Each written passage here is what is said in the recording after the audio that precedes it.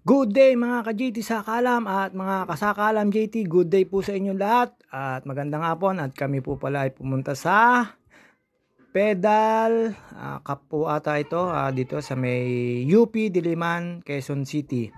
At ayan, nagmekos-mekos lang po kami dyan mga ka-JT Sakalam, kasama ko si Pisan Chino, Pisan Leslie at si Pisan Oyen at si Grace at si Lord Enzo at si Obic.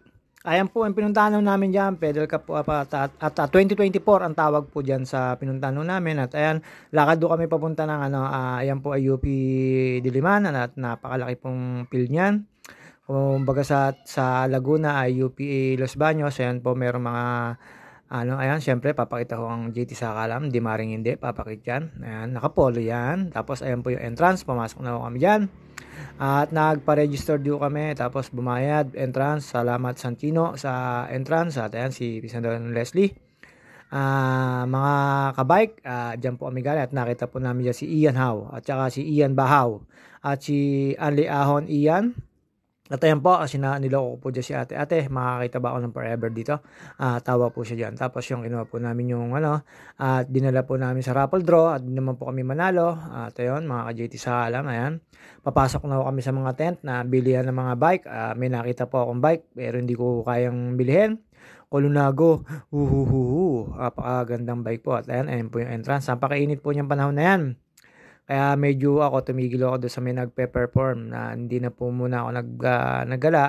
Ako tumambay po muna doon sa mga may pa-event at nung bandang hapon na medyo malamig na, tsaka po ako naggala dyan mga ka-JT sa alam.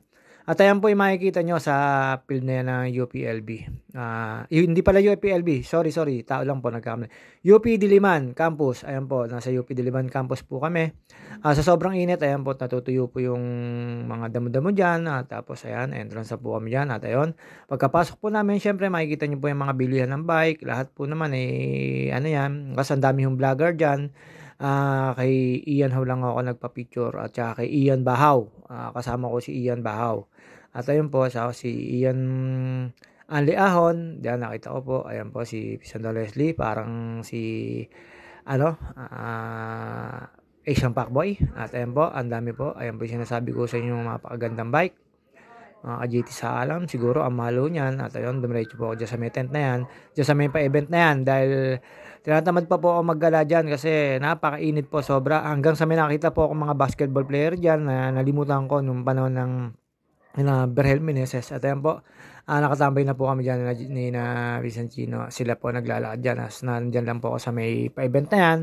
Habang nagmekos-mekos lang, tapos nagtitingin-tingin lang at nagsaside-seeing. Tapos may mga nakita po akong mga vlogger. Ayun, nakakaingit sila. Ang dami nila nagpapapicture sa kanila. Tapos ayan, nakita ko po dyan si Ian Howe. Ayan, napakabait po ni Ian Howe. Shoutout kay Boss Ian Howe. At napakabait po niyan, isang tawag lang, kapot-pot. Tapos at ayan, naglakad na po kami dyan.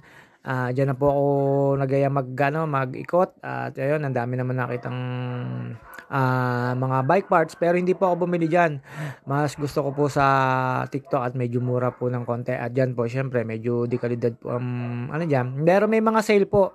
Kaya lang po yung sale, hindi ko po kursunada yung inner tube. Basta gusto ko po yung ginagamit kong inner tube para solid na po ako dun kasi kahit mainit hindi ko siya mapaplat lang ko siya, sobrang katagalan. Pero syempre kasama ko sa pagbabike yun na maplat kayo at mapako. At tapos ayan mga JT sa alam, ang dami yung mga bike parts na pwede nyo bilhin dyan. At ayun, lakad-lakad lang ko kami dyan. Ayan, ang dami pong sale. Hanggang sa nakita ko po yung mga sale, pinasok ko isang booth, mga ka-JT sa alam. At ayan, medyo may kalamigan na po yan, kaya medyo nag-i-enjoy na po. Tapos may nagbigay sa akin ng sticker. At kinuha ko naman po, mga ka-JT sa alam. Ang dami, parami na po ng parami yung mga namimili po dyan at naggagala. Siyempre, may mga sale, may mga hindi rin naman, may mga presyong hindi at sapat lang, at may presyo mas malilim at presyong pang tropa. At ayan po, may mga po yan, halos lahat yan ay mga sa part ng bikes kasi nga po pa-event nga po yan isa pang malaking pa-event yan, kaya pinuntahan namin ilang araw na po. Ayan, sinasabi ko sa inyo, 40% to 50%. At syempre, mga ka-JT sa karam, sightseeing lang tayo, window shopping lang. Ayan, ang daming Shimano, ang daming Ano lang naman namin dyan, para makatingin din ng mga parts. Pero hindi na po ako bumili dyan.